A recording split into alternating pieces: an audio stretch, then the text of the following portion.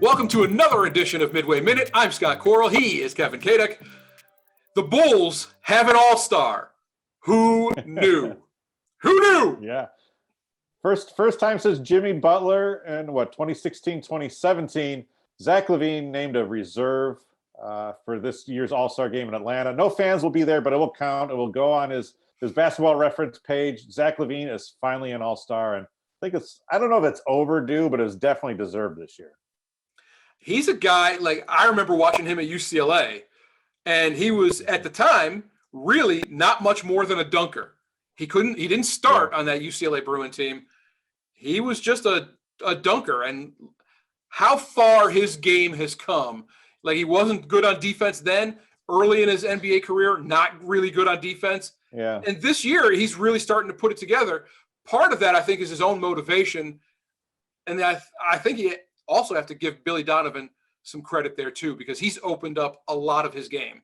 I definitely agree. And it's been really cool to see him put this Bulls team on his back in a lot of different situations. He obviously can score with the best of them. He's putting up, games in the 30s night after night. And, I actually tweeted and written about this in the Midway Minute newsletter. Make sure you sign up for that, by the way. Subscribe.midwayminute.win.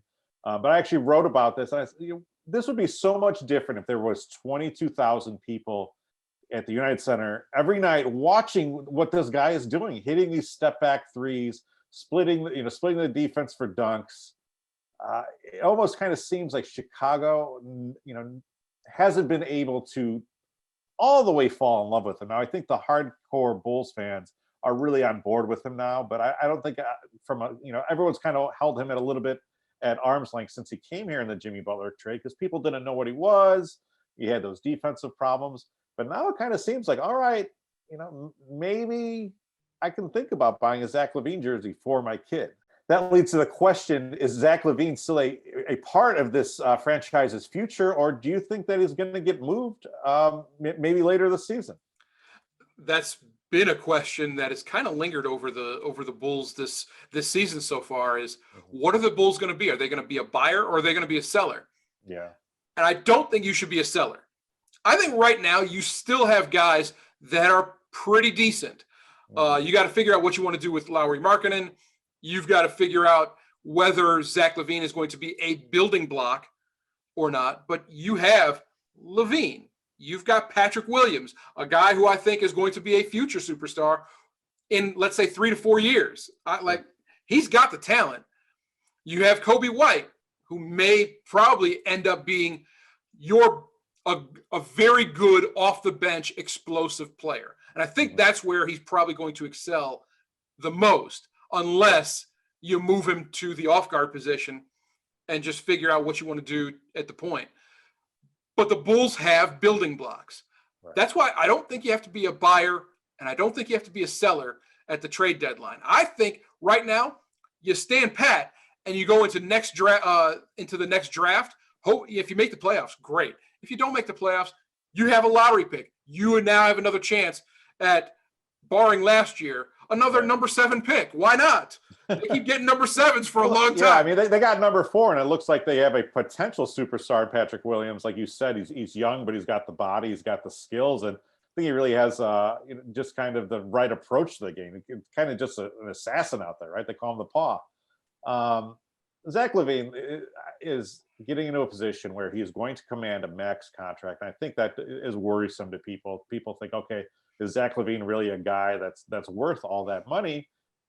But as we know in the NBA, you have to build around several stars. So even if you're moving around Zach LaVine for a package, whatever package comes back, okay, now you still have to go back and find 2 or 3 stars. Well, you already have a star. So to me, pay the man his money, and let's see what we can build around him. And if Patrick Williams is that 3rd guy, all right, go out and find your number 1 guy. Go out and have Zach and the rest of that course make their recruiting pitch, and let's say, look, we're close. We are very close to building something special at the Bulls. You want your ring? Here is your supporting cast.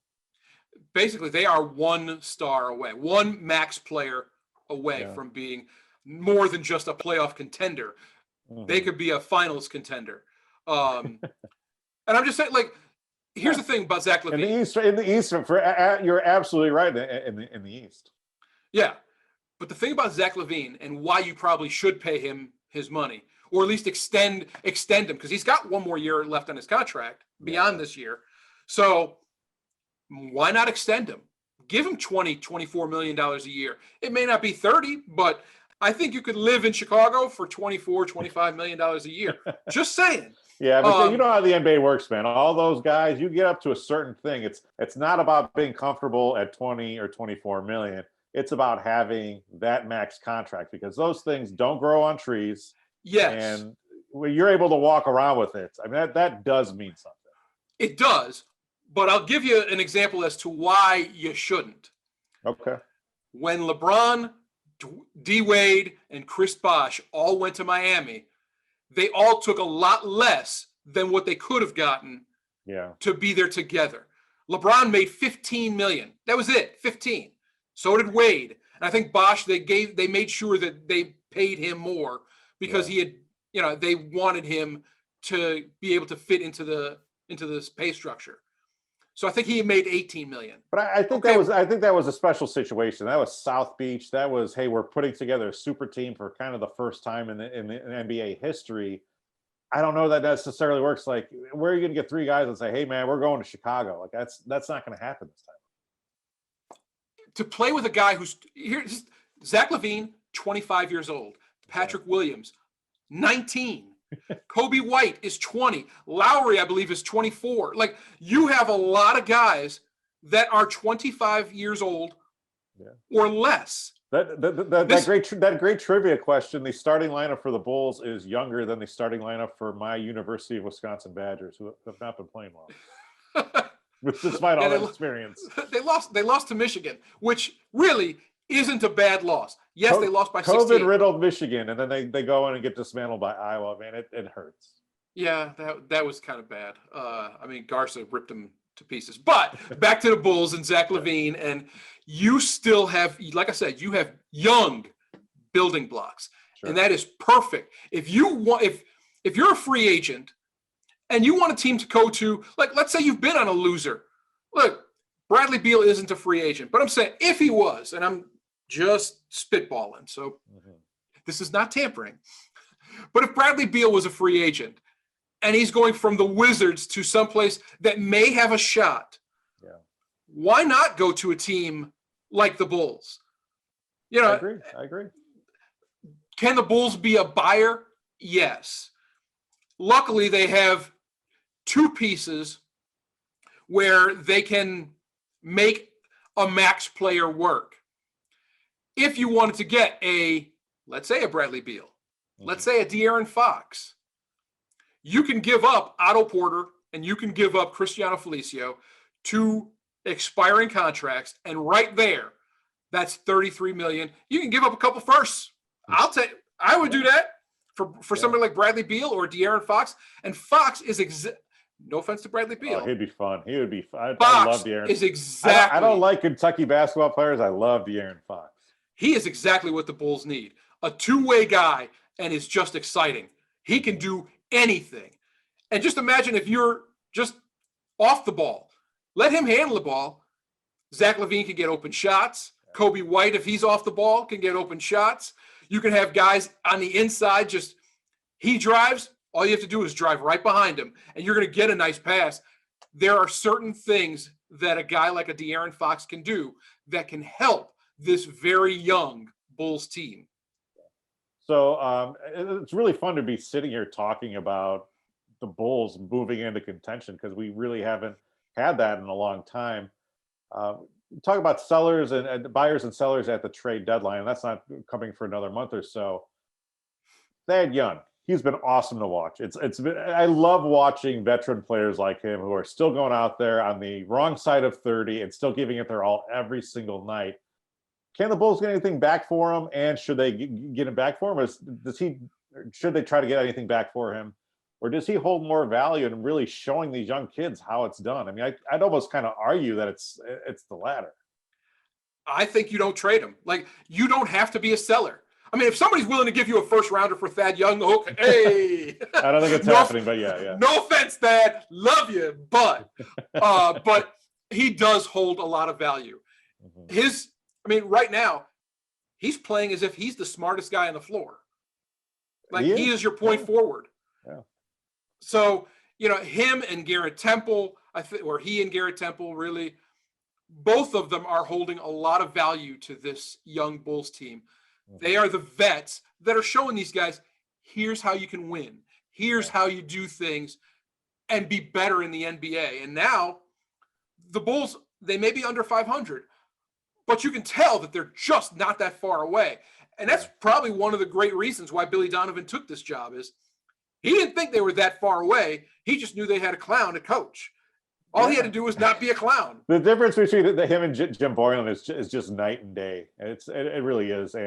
And yeah, they are under 500, but there really haven't been a lot of instances where they've gone out and really laid an egg on the floor. They play hard. They've had to deal with some absences, some COVID related, some not, a lot of injuries to their big men. But they fought through it, and we've seen these guys step up. There's multiple guys that can step up. That comeback against Detroit last Wednesday was just awesome to watch because that was a case where the young kids weren't playing well, and Donovan sat all three kids and said, look, you sit there. And they all responded. Patrick Williams came out and had the best second half of his young career. Kobe White made a big 3-pointer, and Wendell Carter produced. And then there was Zach LaVine doing his all-star stuff, 24 of 37 points in the second half. And that was really fun to watch. So like I said, if that United Center was packed, that place would have been going crazy, but we're going to have to wait. Luckily, Bulls fans will probably have something to watch. Got anything to add, Scott? No, I just want this. I want this team to be good. The NBA is better when the Bulls are close to being contenders. All right. For more, check out Midway Minute. The newsletter comes out for free every weekday morning in your inbox. Sign up at subscribe.midwayminute.win. Make sure you smash the subscribe button here on YouTube. Scott and I talking about Chicago sports, all different kinds, from the Bears quarterback to Zach LaVine, the All-Star, to our upcoming baseball season. See you next time.